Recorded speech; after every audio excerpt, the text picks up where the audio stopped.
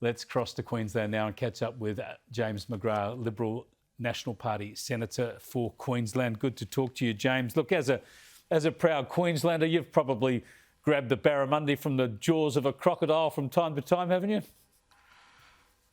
No, I have to admit I was a bit breathless watching that clip. I think the people in the Northern Territory are pretty special, as much as we are special in Queensland, but that certainly puts the icing on the cake. Wow.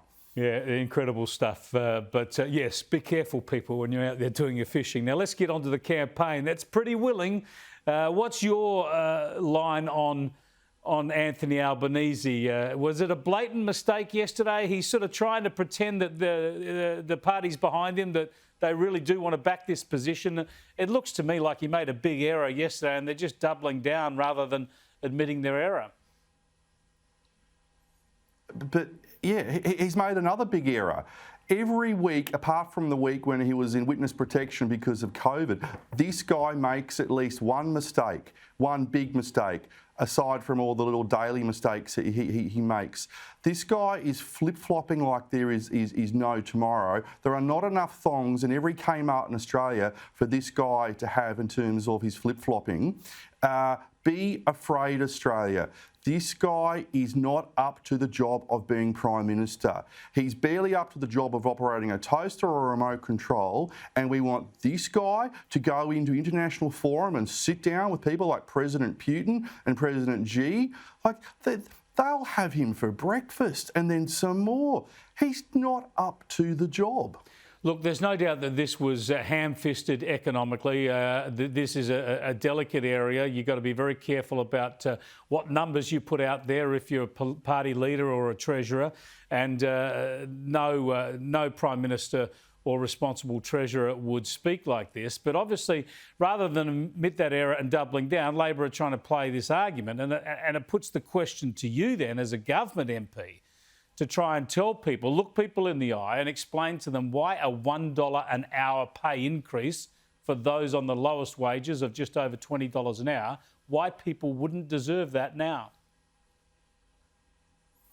Because no government of any persuasion has actually come out and set a figure like Anthony Albanese did yesterday.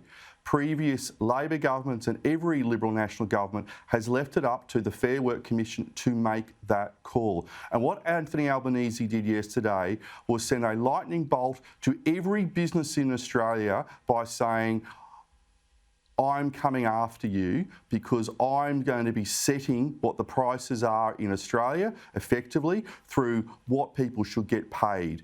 This guy cannot be trusted to run our economy.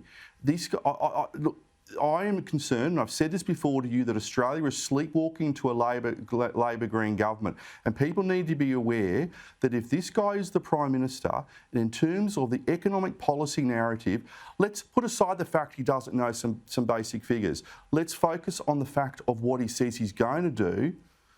That should scare people. I think it's important to point out that there's undoubtedly going to be an increase in that minimum wage anyway. The Fair Work Commission will do that. Even the employer groups are suggesting up to 3%.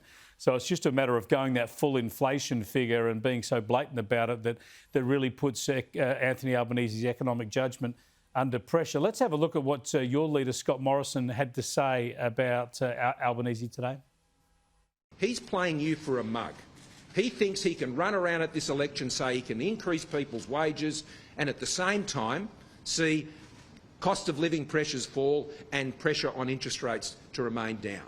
Well, it just doesn't work like that, Anthony. You either don't know what you're talking about and you're not up to the job, or you're taking the Australian people for a ride, and I've called you out.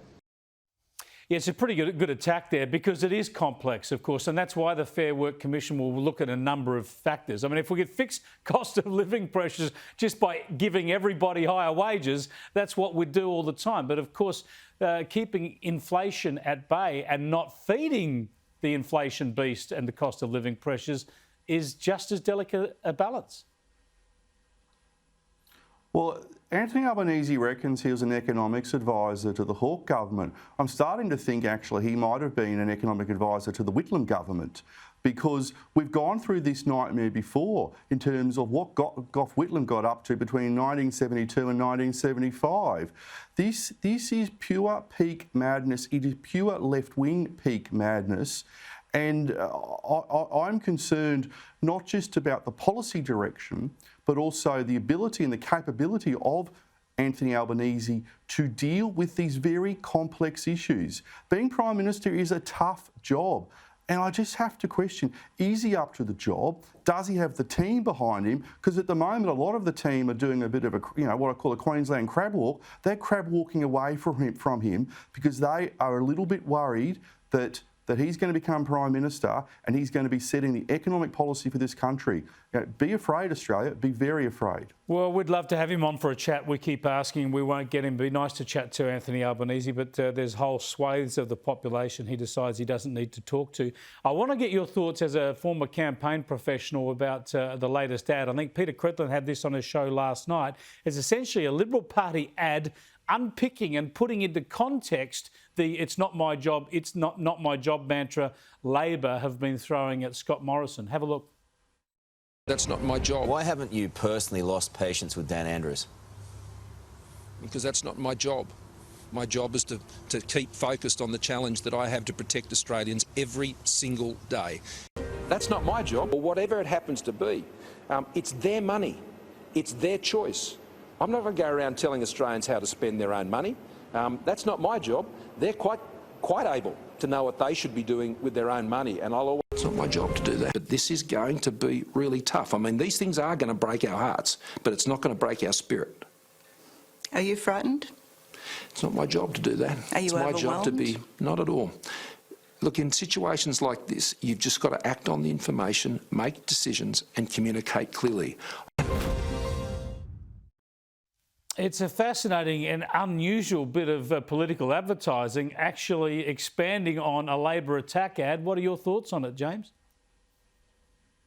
Well, sadly, it's not a Labor attack ad. It's a Labor ad full of lies. And what we've seen in this campaign, whether it is the disgraceful lies being run by Albanese and Jim Chalmers and co in relation to pensioners being forced on a cashless debit card, to the lies they're spreading about the Prime Minister, sometimes as a political party, we have to draw a line in the sand and say, nah, we are calling you out on this, which we do all the time, but we're actually going to pay money, put our money behind what we believe in and call out their lies, and that's what this ad is all about. I mean, we did something similar in Queensland in 2012 when Labor ran a disgraceful grubby campaign against Campbell Newman's family, and we had him doing something similar. So, good on for the federal Liberals for doing this, but shame on the Labor Party for being a pack of liars.